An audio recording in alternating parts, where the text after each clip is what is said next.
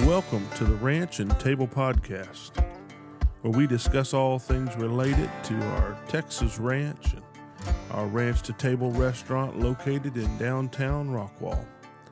I'm your host, Lee Wells. Hello and welcome to the Ranch and Table Podcast one more time. Thank you so much for tuning in, and really thank you for keeping those subscriptions and downloads coming. I appreciate the growth, and it's encouraging to me to see people listening and the comments that come back in. Thank you so much for that. I know that podcasts are a little different. It's a different type of media.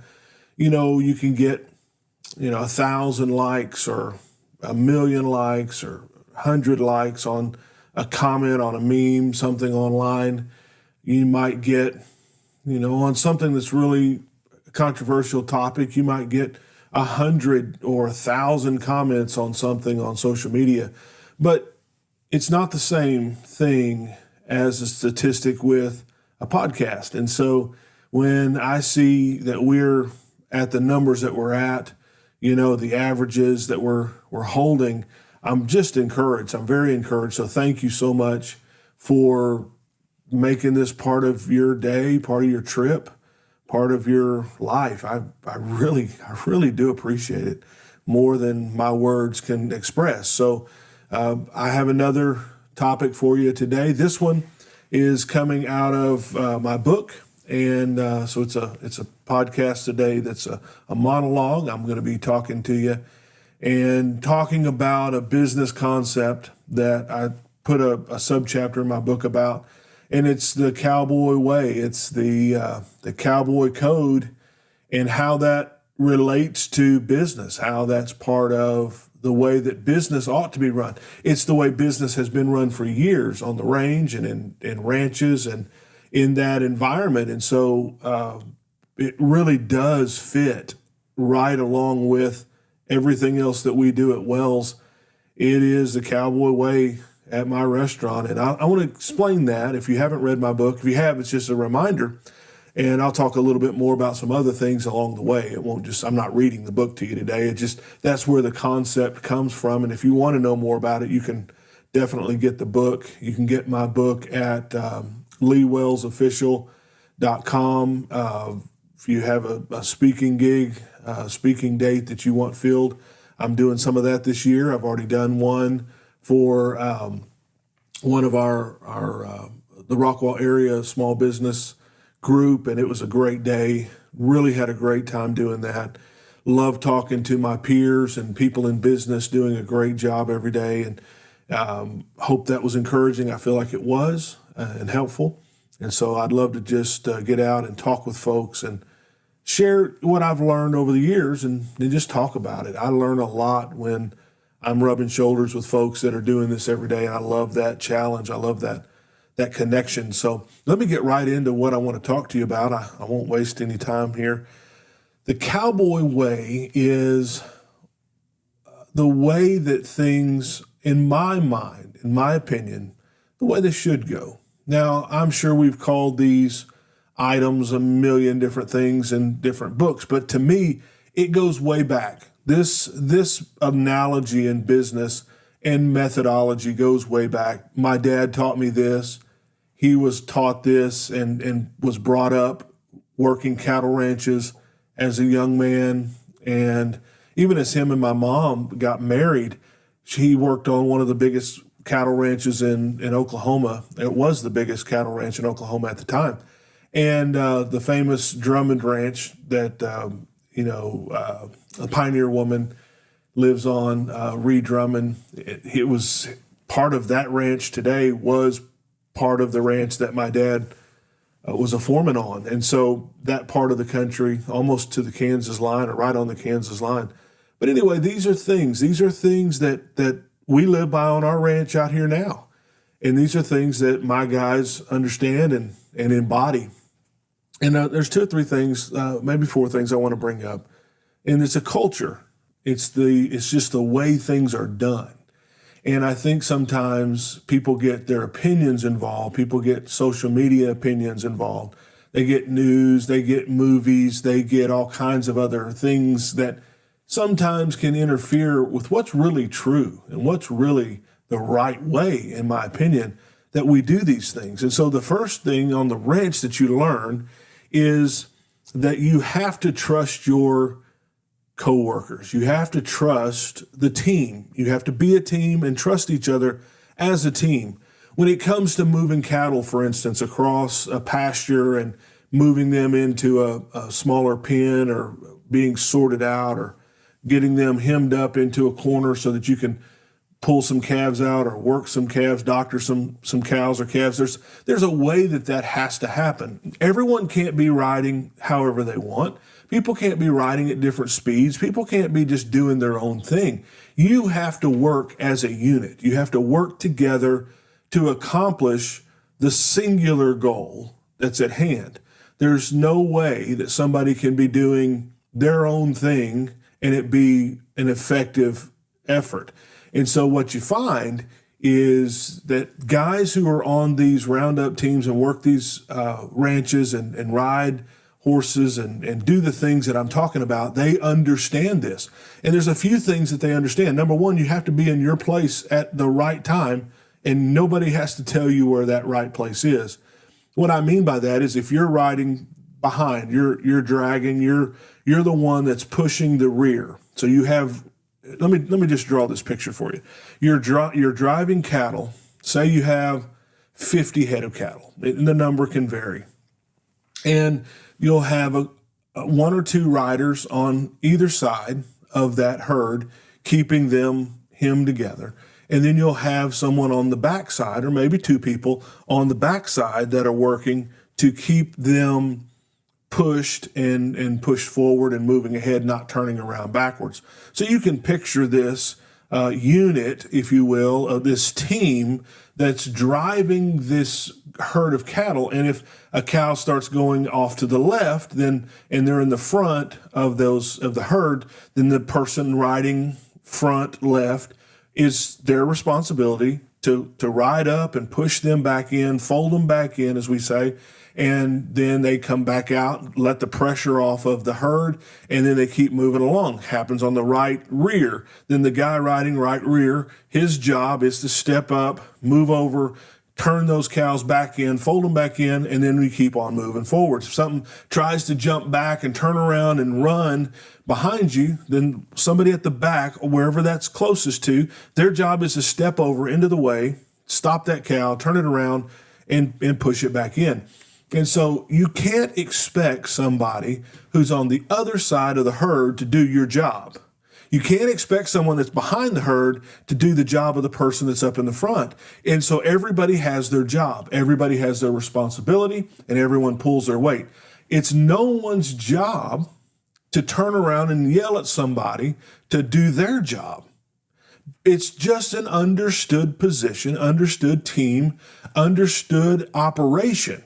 And that's the way it works. If you're always having to yell at somebody to get into spot, get into place, watch that cow, you're not doing this, you're doing that wrong, you're going to end up disbanding that herd. It's going to end up going, especially if you have to leave your spot to come around and work somebody else's spot. There's just no way that works, because as soon as those cattle feel that pressure remove, they're going to instinctively come out and start folding out of that herd, and that movement going forward is going to be interrupted. And so I said a lot of words there, but really what I'm saying is everyone on the team knows their spot, knows their job, and performs their job without anybody having to tell them what their job is. And so when a team is working at that high of a level, then literally they can move cattle for miles.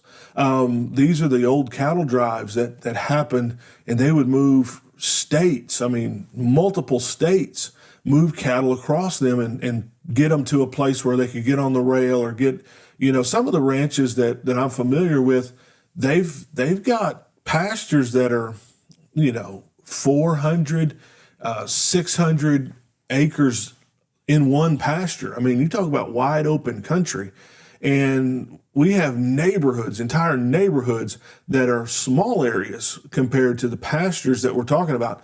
That we have pastures that are big enough that they take several guys to get in there and get horseback and get everything gathered up. And everyone needs to know their place. They need to know how to do their job and be able to depend on everyone else. That's the next thing is in this team, you have to trust each other to do what they're supposed to do. And when you trust each other, you're not having to look over your shoulder all the time. You're not having to inspect everybody else's work. You're just moving along, doing your job and letting them do their job. And when a team can do this and a team can really appreciate each other for the job they're doing and the excellence that they're doing it with, it's amazing how much momentum you can gain moving forward together when that happens. And so if you take waiters, for instance, in a restaurant, the best restaurants have teams of waiters. They have waiters that are paired up, or there's 3 or 4 of them, and they all have the responsibility to watch more than just their table. I really hate it, and hate's a strong word. I really dislike it strongly when I go to a restaurant, I'm sitting at a table, and the only person that looks at me is the person that I'm going to tip at the end of the day. Everybody else has their head down. They're looking away. They're not going to engage. They don't want to be asked for a fork, or they don't want to be asked for a refill.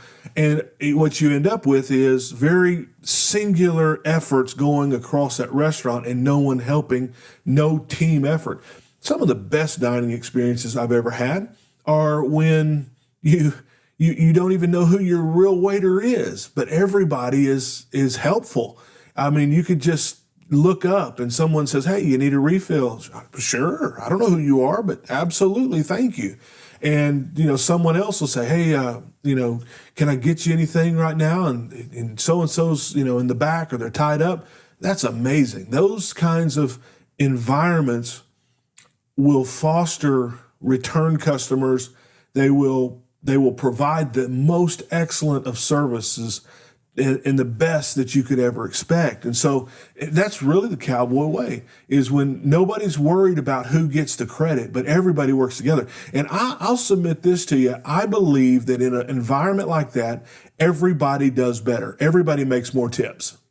And instead of it being about, that's my table, don't touch my table, stay away from my people, those are my people, you stay away from my section, I believe those tips would be less than a restaurant that involves this team effort that is going out to serve everybody equally. I would put money on it that those environments of team make more money at the end of the day, because people are obviously happier. And so when the customer is happy, the money flows. When the customer's taken care of, they're not just going to tip the minimum 15%. They're not going to cut you and only give you 10%, no matter what the tab is. If they have been excited and happy and taken care of the whole time, then they're going to then theoretically take care of the team that takes care of them. We were on a cruise not too long ago. Well, it's been a couple of years. Well, it's been longer than that. We were on a cruise within my lifetime. We were on a cruise, and I was amazed at the teamwork. You don't have just one waiter at your table. There's a primary, person that's going to take your order. But there's so many other people there to make your experience great. And that team, of course, they're getting tipped well, but that team is doing a wonderful job of making sure every guest is happy the whole time they're in there. And that makes for the very best of experiences. So waitresses, waiters, they typically are working for themselves, but when they have a team behind them and they work together, it's a whole lot better of a place. It's a whole lot better of a whole experience. Another great attribute of the Cowboy culture is the love for the land and the appreciation that the Cowboy has for their equipment, for all the animals, for everything involved. There's a pride, there's a a gratitude that comes with being a cowboy. And it doesn't matter if you're talking about their horse, their saddle, their boots, their hat that keeps them shaded and the rain off their face. Everything that a cowboy has is appreciated and is taken care of in a specific way. I'm not going to get into it today real deep, but if you own a saddle, you know that saddle needs to be soaped down, scrubbed down every once in a while, depending on your saddle, and then oiled depending on your saddle. That leather has to be cared for in order for it to last, stay pliable, stay comfortable, and comfortable for you and the horse. And so there's a whole pride or not pride, I don't like that word pride, but there's an appreciation for your equipment. If that rope is what stands between you and you being able to do your job and catch that calf that you got to catch and doctor, you're going to coil that rope up and you're going to hem that rope up correctly on your saddle. You're going to bind it right. You're not going to crease it. You're not going to kink it. You're not going to drag it through the mud and the water if you don't have to. If you do, you're going to clean it up, and you're going to take care of that tool that you have, because the next time you need it in good working order, because you only have a few seconds to throw that rope and catch that calf in a good amount of time, where you wear your horse out, you wear out the calf, you make it sicker. There's a whole thing behind what I'm talking about. And the people on a team, whether it be a restaurant or any business that we're talking about, the more they care, the better job they do. I'm going to just say it this way. If they don't care about their job, they certainly don't care about the customer. They don't care about the food. They don't care about the level of service. They don't care about other people working with them. Care is one of the most under-talked about. Gratitude is one of the most under-talked about elements of business, in my opinion. I believe that we need just a revival of being thankful, being grateful for stuff. When you're out on the back of a horse and you're doing the work that you're doing throughout the day, and you're, a mile from your truck and trailer, you really don't want that cinch to break. You really don't want your saddle to come apart. And when you're running down a calf, or you're hemming up some cattle and you're moving along at a lope, and you're covering some ground and dust is coming up behind you, and those feet are just hitting the ground and thundering across the prairie. You do not want to be worried about whether or not your equipment is going to hold together right then, or if your horse is in a good enough shape to be able to perform when it comes time to do those things. So you have to care. You have to take care of the things that you care about, and you have to take some stock in the fact that these are my tools and I care about them.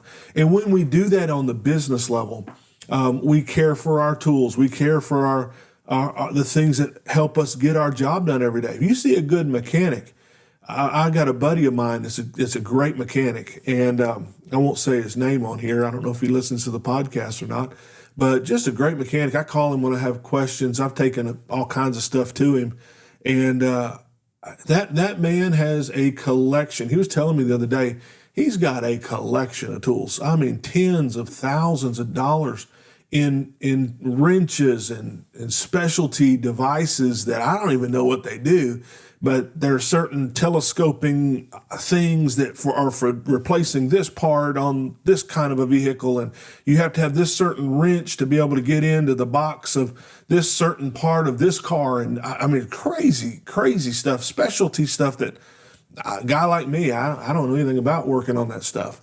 But he has tens of thousands of dollars, and he knows where every piece of that is. Every piece of that's cleaned up before it's put in its rightful place. And there's a care, there's a gratitude, there's a respect. That's the word I'm looking for.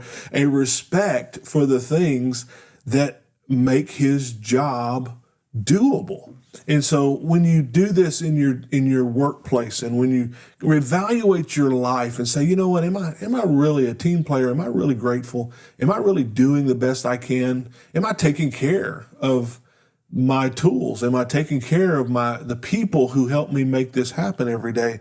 I think it's very important that we tie this culture back in to the real life that we're living.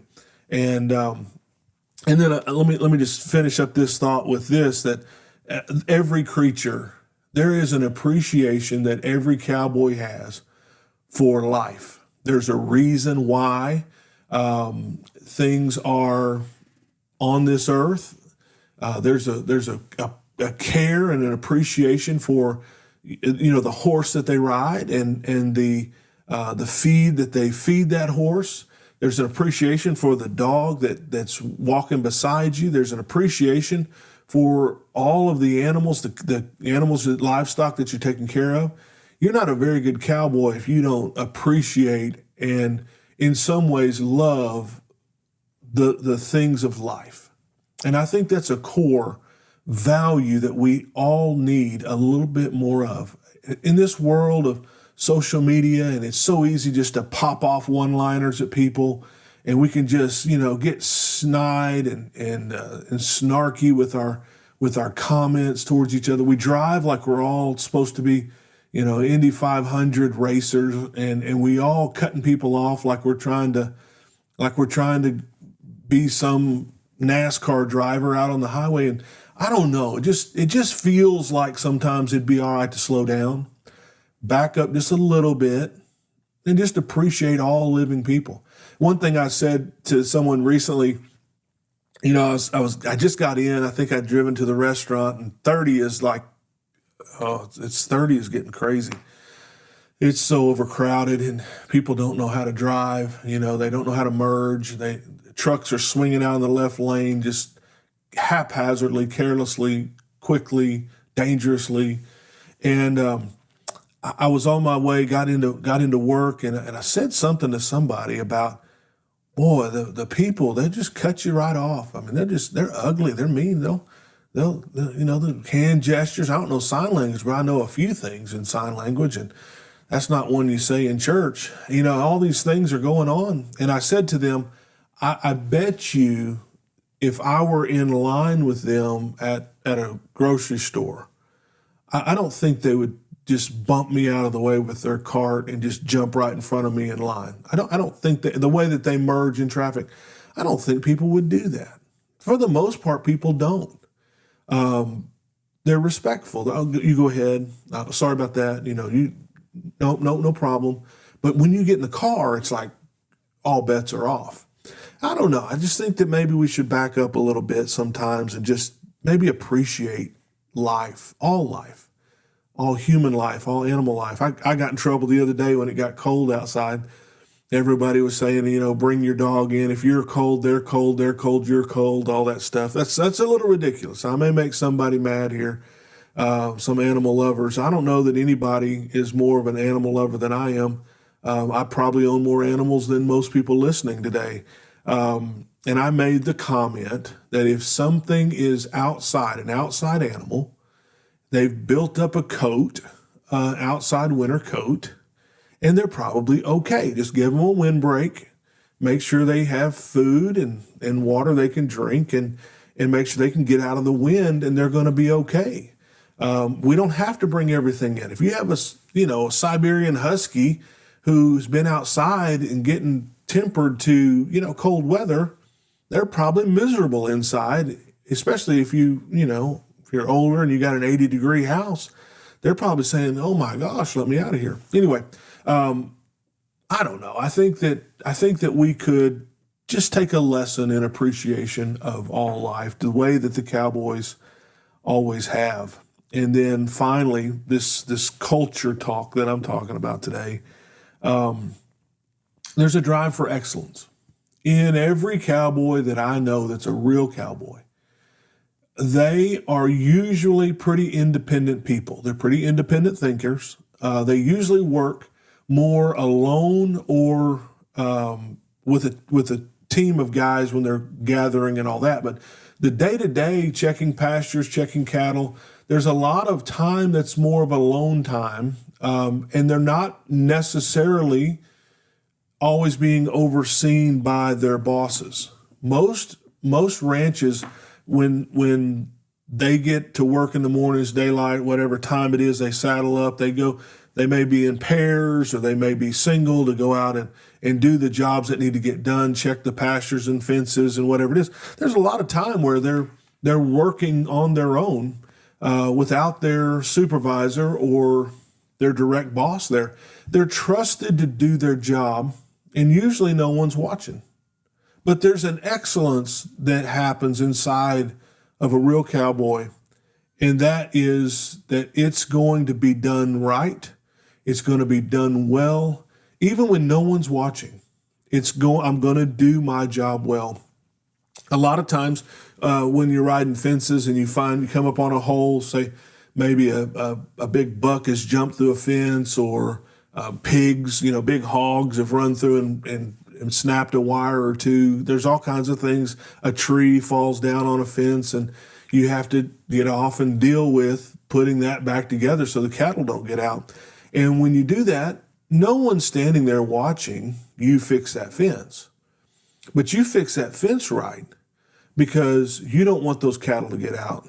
You don't want that repair to go bad, or that repair to break whenever you ride off, or a couple days, or another windstorm comes through. And so there's this level of excellence that is just required to be a cowboy. I don't know anybody that when they're breaking horses and training horses, they're not working hard to make that the best horse that they can make, because not because someone's watching, not because someone's inspecting them. There's just this drive internally to do things well. And that's a consistent part of being a cowboy. And part of that cowboy way, that culture, is to have this excellence drive you whether someone's watching or not. And I think in business we should do the same thing. We should be doing a great job whether our immediate boss is right there or not, whether or not we're going to get in trouble or get reprimanded for not doing a good job. I think that part of that cowboy culture is just doing things with excellence because it's the right thing to do. It's because it's expected that you do it well, simply because you need to be doing things well. And that's probably my favorite part of that cowboy way, is regardless of who's watching. I believe it's been said many times in Westerns that even when no one's watching, they know that there's one above that's watching and making sure that they're taken care of, and then they make sure they take care of everything that they can. I'm sure it's a famous saying somewhere, but that culture of that old Texas cowboy lives on in the way we try to do business and the way we try to work together at our restaurant and in our ranch. And I really just want to encourage you to think about that. Think about that in your life when no one's watching. Think about that in your life when you're part of a team, you got a job to do. You shouldn't have to have someone hold your hand all the time. When you've got things going, take care of your equipment, take care of the things that you're doing, and they'll be there for you when you do. And so in my book, I say this, Woody from Toy Story says, "We're all in this together, partner." And so we're all in this together. We really are. And if you're listening to this podcast and you're going through, something that you're challenging yourself with this new year, this we're right here at the end of January now. I encourage you to keep on challenging yourself. Keep on doing better than you did yesterday. Keep trying to do the best you can do with everything you're given. And I believe that's how we end up with the best life that we can have. And I'll close out this podcast by saying a lot of cowboys don't have a whole lot to their name. They don't have a lot of stuff, and they don't need it. They are happy people because they enjoy what they do. And I think that is so key for all of us to just think about. They are happy doing what they do. They feel privileged to be out on the horse doing the work that they're doing. And a lot of times that's enough. It's not about how much the paycheck is. It's not about how much land somebody owns or how many businesses they own or whatever. it's about finding a way to be happy in the things that you're doing and the way that you're going about your life. And so, man, I hope your life is full, and I hope it's fulfilled. And thanks for tuning in to this little monologue talk today. I hope it helps you in your personal life, perhaps, and always hope it helps you in the business as well. If you own a business, maybe you take some of these points and talk about them with your team. I don't know. We try to have this conversation in one way or another a lot in our management side. Is we can do a lot better when we do things like this and do it this way. So thanks for joining me. Thanks for being a part of this journey that we're on together. And for those that have subscribed and you've been part of this and you've kept up with all of the episodes, thank you so much. Does my heart good to know that on a day like this, crazy day that I've had, I'm about to send this podcast up and hope that you enjoy it. Have a great rest of your week, and I'll talk to you soon.